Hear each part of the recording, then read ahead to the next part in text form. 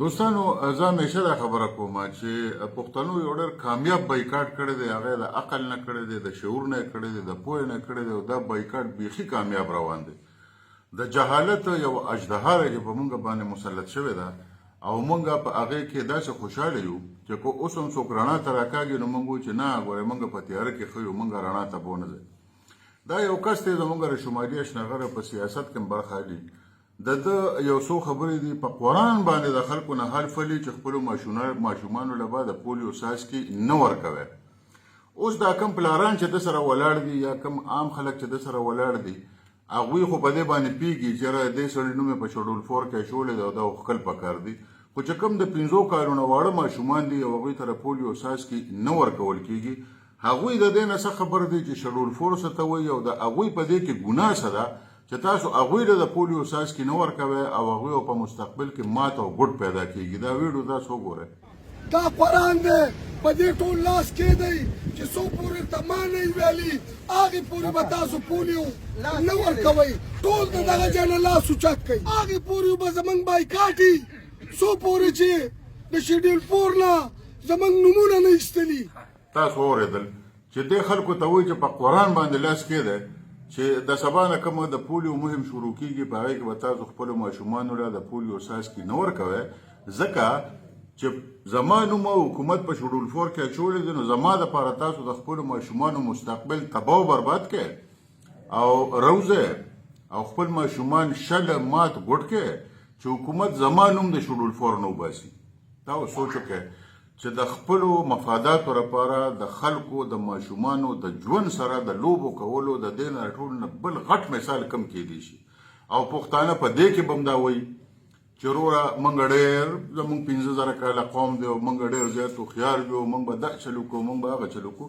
ښه جي دغه خو تاسو واورېدلې چې موږ د دې ټول نه سخت مخالف یو چې ګوره د خپلو ماشومانو په سر باندې تاسو سیاست مه کوئ.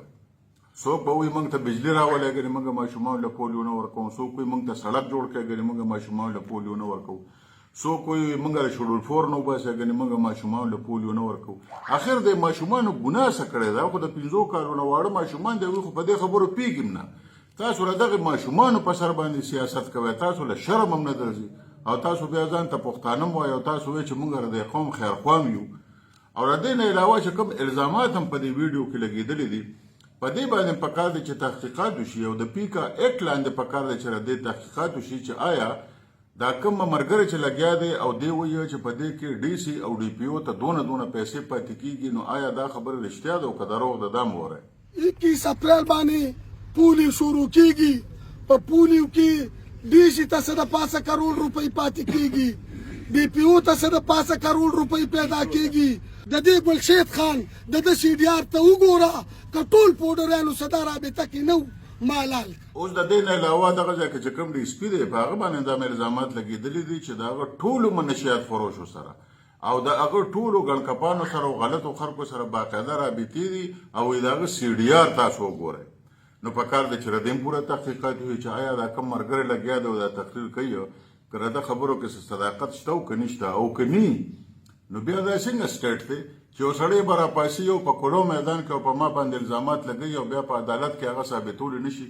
پکار دی چې اوس په عدالت کې ثابت کړي. که دا خبره داسې وي نو بیا خو پکار دی چې د ډي پي او نه هم تپوس وشي، د 400 له ډي سي نه هم تپوس وشي او د ګلشید خان له ډي اس پي نه هم تپوس وشي. او که داسې نه نو پکار دی چې د سړي نه بیا تپوس وشي چې بوی تاره دروغ الزامات په موږ باندې ولې لګولي دي. نو دا ټوله خبره مې د دې لپاره کوله چې د پښتنو تبۍ روانه ده په مختلفو جذباتي نارو باندې. اوس ته ماته ده ووایه چې د پولیو په سر باندې موږ سیاست کوو. پولیو د ټولې دنیا نه ختمه شوې ده، یو په افغانستان او یو په پاکستان کې پاتې ده چې دلته د دنیا جاهل ترین قومونه اوسي او موږ لګیا یو په دې باندې موږ سیاست کوو. نو آیا دا هارډ سټیټ یا ریاست چې څه ته موږ وایو پاکستان، دا دې ته وایي؟ که ریاست دې ته وایه نو انا لله و انا الیه راجعون.